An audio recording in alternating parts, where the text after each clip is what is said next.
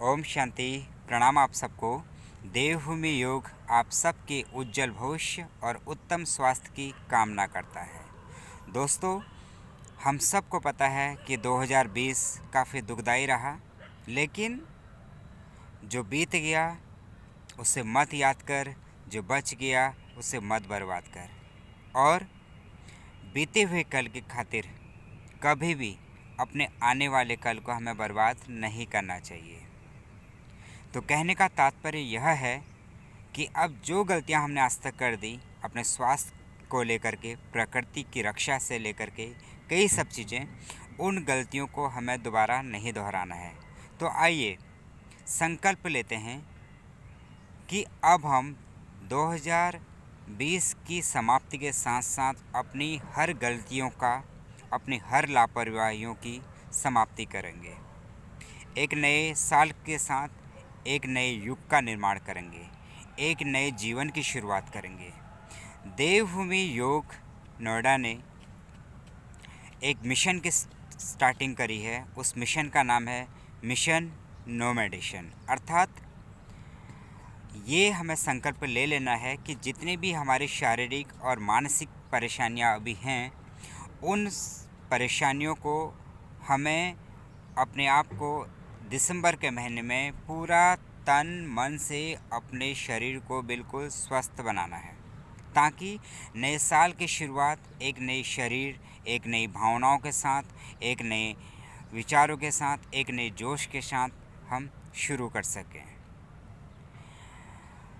हम लोग बहुत कॉमन गलती करते हैं कि कुछ ठीक है, छोटी मोटी प्रॉब्लम्स हो जाती हैं, कई बार शरीरी है, रोग लग जाते हैं, लेकिन मेरा एक ही मानना है कि हमारा जन्म अगर प्राकृतिक तौर पे हमारा जन्म हुआ है, तो हमारा जीवन यापन भी और शरीर का पालन पोषण भी प्राकृतिक तौर पे ही हो तो ज़्यादा बेहतर है।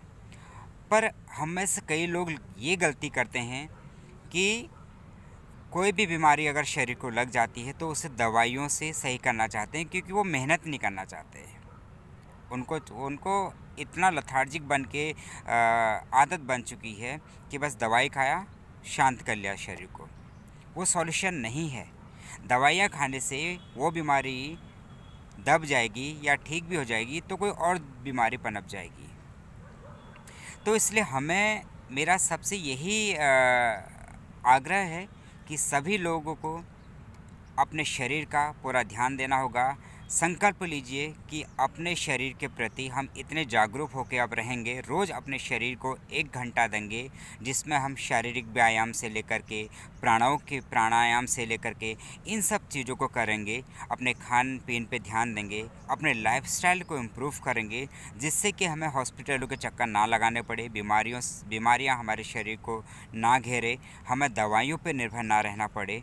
तो इस तरीके से हम अगर शरीर, मन, आत्मा ये सब स्वस्थ होंगे तो तभी हम अपने जीवन को अच्छे से एंजॉय कर पाएंगे।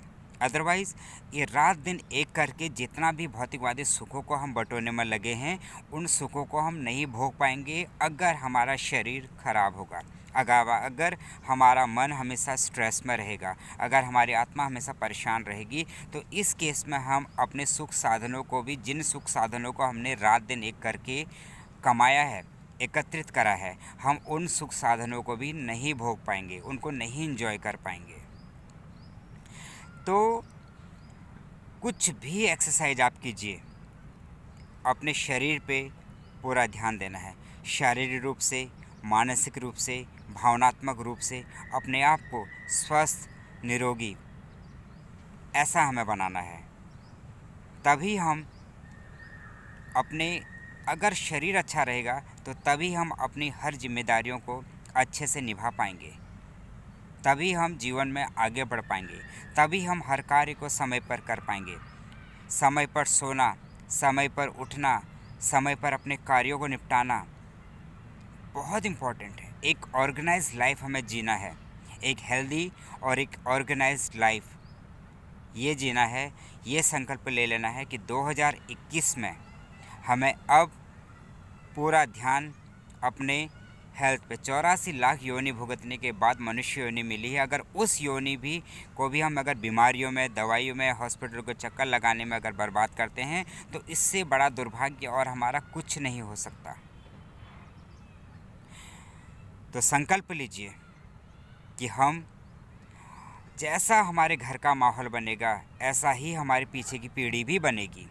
हमारे बच्चे किसी बात को सुनते कहाँ हैं, वो तो सिर्फ अनुसरण करते हैं, फॉलो करते हैं। जैसा हम घर का कल्चर बनाएंगे धीरे धीरे धीरे हमारे बच्चे भी उन्हीं माहौलों में ढलना शुरू हो जाएंगे। और एक वक्त ऐसा आएगा, 1 साल 2 साल कुछ टाइम के बाद ऐसा आएगा कि हमारा परिवार वैसा ही बिहेव करने लगेगा, वैसा ही जीवन यापन करने लगेगा जैसा हमारी चाह थी, जो हमारी एक्सपेक्टेशंस थी उसी हिसाब से। उसके लिए हर पेरेंट्स को चाहिए कि वो अपने घर का अनुशासन ऐसा बनाए कि पूरा परिवार स्वस्थ रहे, सुरक्षित रहे, निरोगी बना रहे।